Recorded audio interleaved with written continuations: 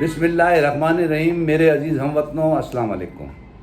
آج کا موضوع پاک فوج کے حوالے سے ہے اور ہم یہ کوشش کریں گے کہ ہم اس کے مثبت پہلوؤں کے اوپر بات کریں۔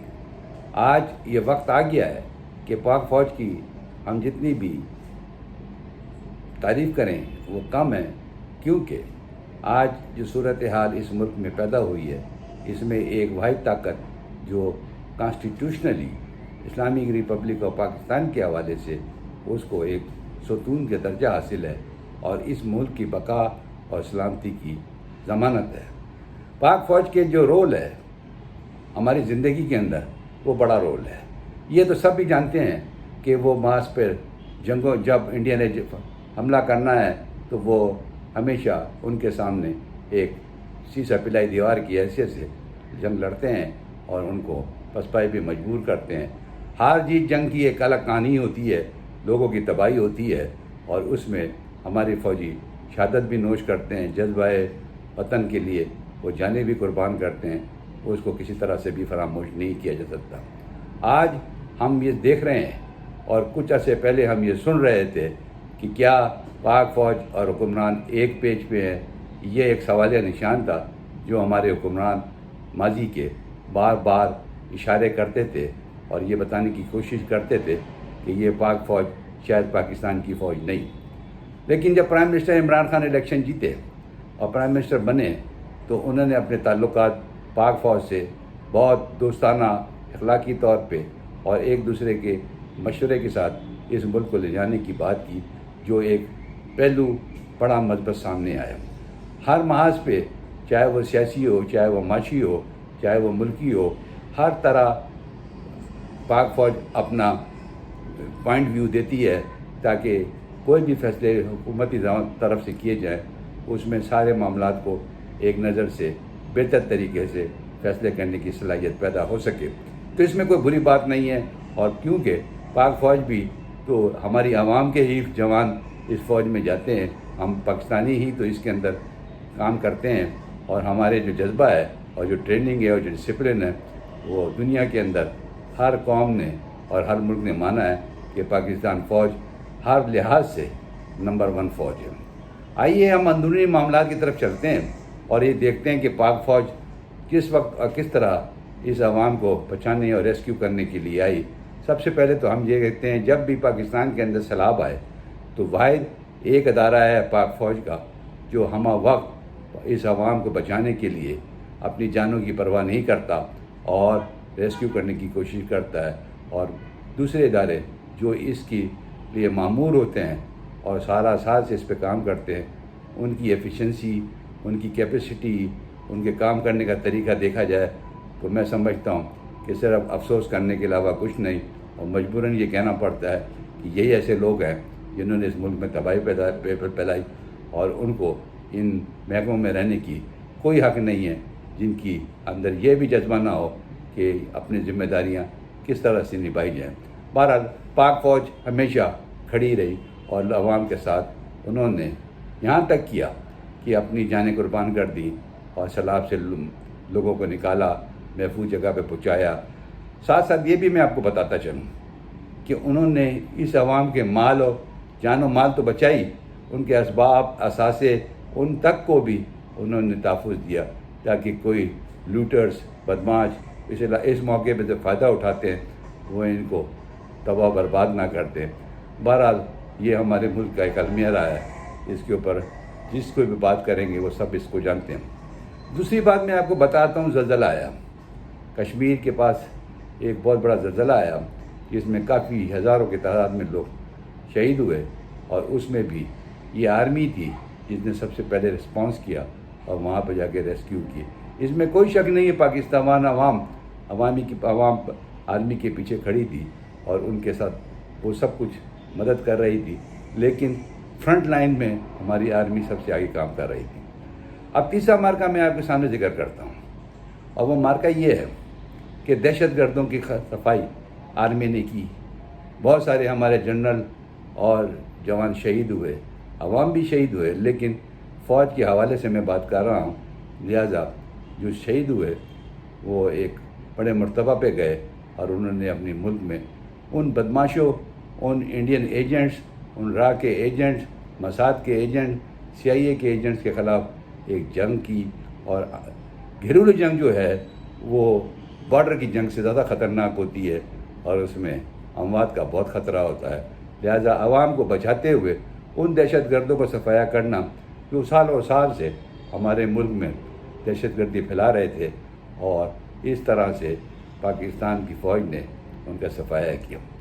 اب آگے چلتے ہیں، ہر طرف ہر مسئلے پہ ہم یہ دیکھتے ہیں کہ پاک فوج ہمارے مدد کو آتی ہے اور وہ آ کے ہمیں بچاتی ہے۔ میرے عزیز ہم-وطنوں، آج ملک کی ضرورت اتنی حد تک بڑھ چکی ہے کہ ہر طرف مافیاز کا دور ہے۔ ہر طرف ہم یہ حالات دیکھتے ہیں تو کوئی چیز سول ایڈمنسٹریشن کے کنٹرول میں نہیں رہی، اور وہ اسی طرح سے وقت گزارتے ہیں اور سوچتے ہیں کہ اچھا دن آج گزر جائے، کل دیکھی جائے گی۔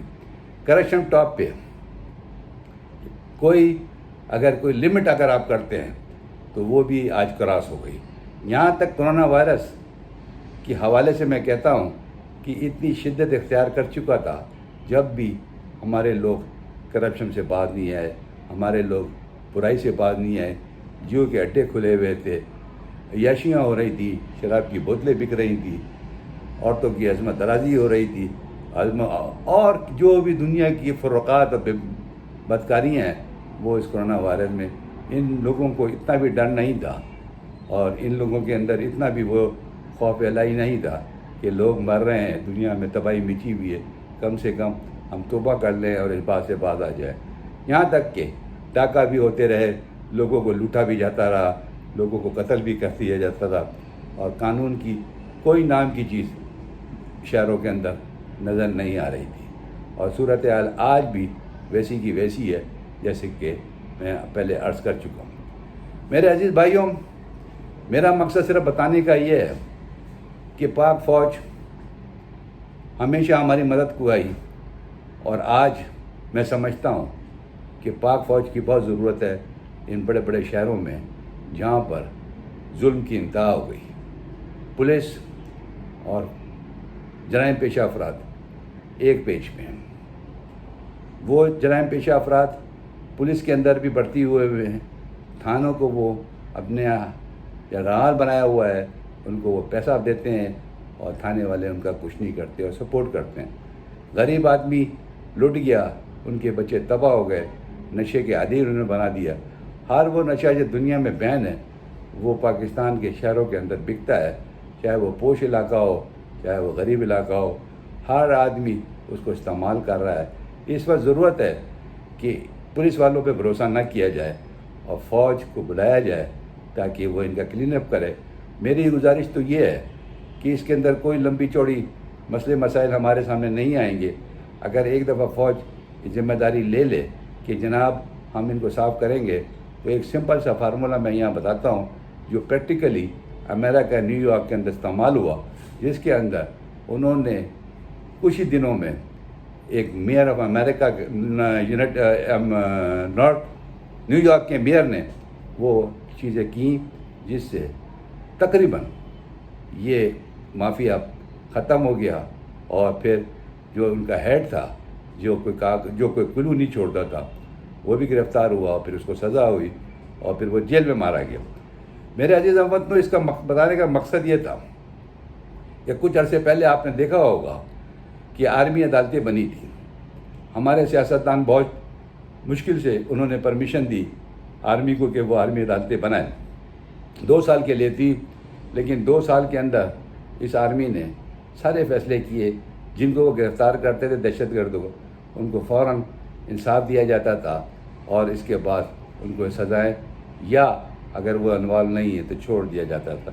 اس کے نتائج آپ یہ دیکھیں کہ ہر طرف یہ طے ہو گیا تھا کہ جو دہشت گردی کرے گا اس کو سزا ملے گی۔ لیکن اب کیا ہے؟ اب فوجی عدالتیں ختم ہو گئیں، ان کے فیصلے high court, Peshawar high court نے ختم کر دیا۔ کیا رزلٹ آیا؟ کیا آپ نے امپیکٹ چھوڑا؟ کس طرح سے آپ قابو کریں گے؟ کس طرح سے آپ یہ دیکھیں گے کہ ملک کی مفاد کس چیز میں؟ قانون اپنی جگہ پر، قانون کو پڑھنے کا، وزڈم کو استعمال کرنے کا اپنا طریقہ ہوتا ہے، اس کے اندازے کے مطابق فیصلے کیے جاتے ہیں۔ اگر ملک کی سلامتی داؤ پہ ہے تو پھر اگر قانون کی خلاف ورزی بھی کرنا پڑے اور ملک بچ سکتا ہے تو میں سمجھتا ہوں پہلے ملک بچائے. اگر یہ ملک نہیں رہے گا تو یہ قانون کہاں سے لائیں گے؟ یہ قانون کی امپلیمنٹیشن کہاں سے ہوگی؟ کچھ نہیں ہو سکے گا. پھر ہر جج بھی قیدی بن جائے گا، ہر آدمی بھی قیدی بن جائے گا، غلامی کا دور ہوگا. یہ کانسٹیٹیوشن کچھ نہیں بچے گا بھائی. یہ سب ختم ہو جائے گا جب آپ کے اوپر ایک دوسری طاقت آ کے آپ کے آزادی کو سلب کر لے گی اور قبضہ کر لے گی، جس کے لیے ہمارے 5000 خاندان جو کہ مافیات کے سرنگنا ہیں، جو کہ سیاسی ٹھگ ہیں، انہوں نے یہ پوری کوشش کی ہوئی ہے کہ انڈیا کے ایجنڈے کے اوپر عمل کیا جائے اور اس طرح سے اس ملک کی ٹکڑے ٹکڑے کر دیے جائے. یہاں وقت ہے اور آرمی کے لیے ایک موقع ہے کہ وہ اس عوام کی خدمت کر دے.